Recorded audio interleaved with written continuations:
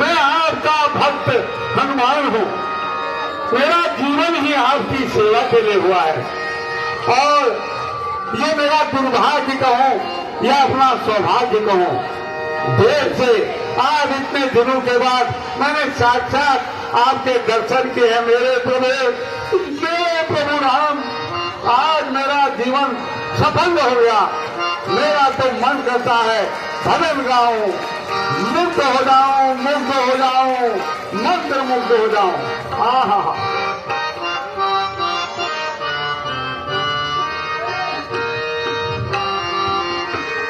रघुवर चरस पाए आज हम सिया भर चरस पाए आज हम रघुवर चरस पाए आज हम सुफल भई पूरी पुण्य कमाई सुफल भई मोरी पुण्य कमाई राम रतन धन पाए आज हम राम रतन धन पाए आज हम लवर